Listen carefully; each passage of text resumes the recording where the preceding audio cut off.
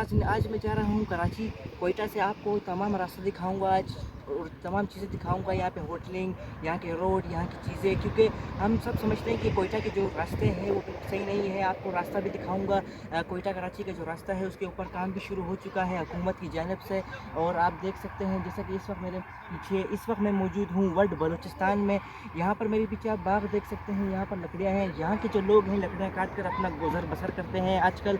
ये पीछे भी बागात हैं, बिल्कुल आखिर तक मकानात बने हुए हैं पहाड़ों पर। ये मेहरान शरीफ भी आ चुकी है हमारी। ये आप देख सकते हैं, इसकी जो लुक है बिल्कुल ऑथेंटिक लुक है, अपने मॉडल में है, 1989 इसका मॉडल है। तो नाजरीन, अभी आप देख सकते हैं होटल पहुंच चुका हूं। यहाँ पे नाश्ता करेंगे, नाश्ते का बंदोबस्त अभी करते हैं। सुबह से निकले हुए थे तो भूख भी लगी है बहुत ज़ोर से, तो अभी नाश्ता करते हैं। आपको नाश्ता करके दिखाते हैं अभी यहाँ पे। जी भाई, ये पराठा सही है आपका।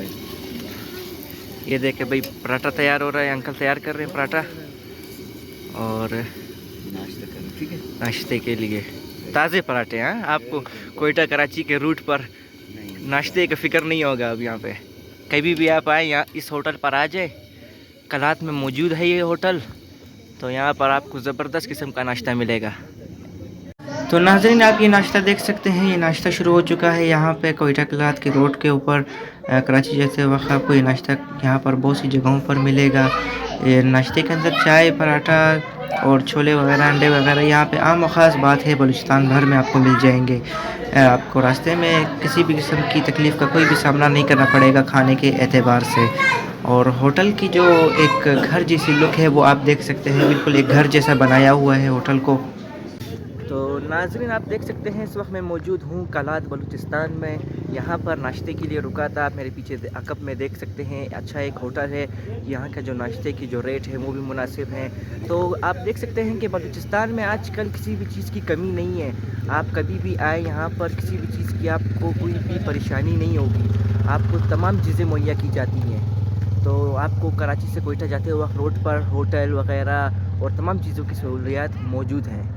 और नाज़रीन, आप देख सकते हैं ईरानी डीज़ल है, पेट्रोल है, एक जगह से दूसरी जगह इसको ले जाया जा रहा है। ईरान बॉर्डर से इस पेट्रोल और डीज़ल को लाया जाता है और पूरे बलूचिस्तान में से सप्लाई किया जाता है, बल्कि आजकल तो पूरे पाकिस्तान में मिल जाएगा। ये खुशदार बलूचिस्तान है, खुशदार का मेन चौक है, PSO पंप। यहाँ पर आपको खुशदार शहर देखने को मिलेगा। ये रहा खुशदार का बाईपास और दूसरी तरफ खुशदार शहर है, और यहाँ पर आपको भी तमाम चीज़ें मिल जाएंगी।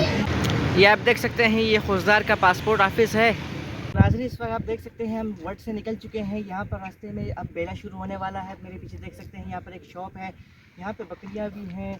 और यहाँ पे जो ये लोग जितने भी जानवरों को पालते हैं, यहाँ के ऑथेंटिक पले हुए जानवर आपको मिलेंगे।